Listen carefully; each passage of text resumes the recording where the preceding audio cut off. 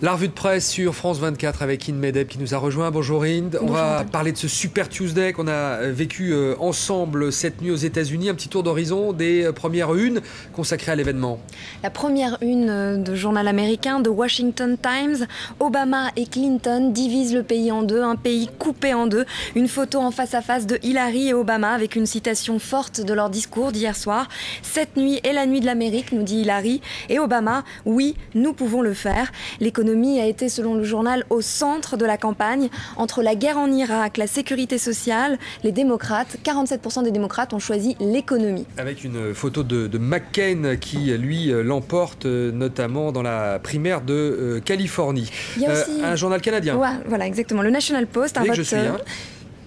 Un vote partagé entre Clinton et Obama, même son de cloche que dans le Washington Times.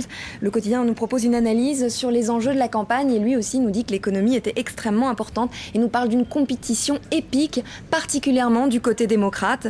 Ils nous disent aussi qu'Obama a fait bien mieux que ce à quoi on s'attendait, donc plutôt une bonne surprise selon le National Post. En Grande-Bretagne. Presse anglaise, absolument. Voilà, le Daily Mail. I'll be boss, not Bill. Ça sera moi le chef et pas Bill, nous dit Hillary Clinton. Un article pas très tendre avec l'ancienne première dame.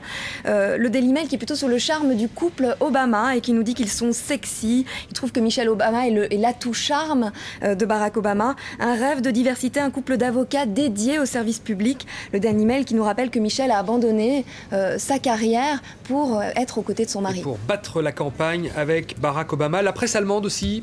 Oui, un quotidien allemand, un régional, le Förder, qui titre sur une Amérique indécise. L'Amérique retient son souffle. Il nous explique que finalement les démocrates n'ont pas encore complètement fait leur choix. Alors on s'est beaucoup focalisé sur la Californie à cause de son poids économique et désormais de son poids politique avec beaucoup de délégués. Et il y a une polémique là-bas qui enfle sur le vote des indépendants qui ont eu du mal à voter. Oui, alors en Californie, ça a posé beaucoup de problèmes. Notamment, en fait, les indépendants, ils représentent 19% des électeurs, donc c'est quand même très important. Certains ont reçu de mauvais bulletins ou encore n'ont pas été inscrits ou alors n'ont pas été prévenus qu'il fallait demander un bulletin spécifique démocrate avant le vote. Donc ils sont arrivés dans les bureaux de vote. Les personnes même qui les accueillaient dans les bureaux de vote ne savaient pas quoi leur dire, n'étaient pas vraiment au courant de comment ça se passait. Du coup, certains votes d'indépendants ont été mis à la poubelle, jetés. Alors ça aurait été, nous dit le Washington Post, un véritable problème si Hillary et Obama avaient été réellement au coude à coude. Mais l'écart est assez important pour que ça ne devienne pas une big issue, c'est-à-dire pour que ça ne prenne pas des proportions énormes. On sait bien qu'aux États-Unis, la question du comptage des votes a déjà posé problème, on s'en souvient. C'était la Floride, voilà. Notamment pour la dernière élection. C'était préjudiciable pour Barack Obama pour une raison très simple. Dans les autres États, les indépendants ont massivement voté pour Obama et c'était à peu près le même cas de figure. Les indépendants sondés en Californie voulaient voter pour Obama. Donc voilà, un vote qui a manqué à Obama en Californie. Et dans le New York Times, des nouvelles aussi de ce Super Tuesday?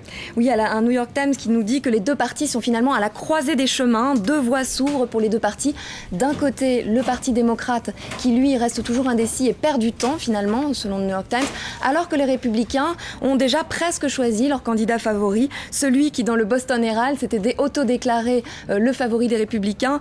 Et donc, le Boston Herald avait d'ailleurs ironisé en nous parlant du Big Mac Attack, en parlant de John McCain.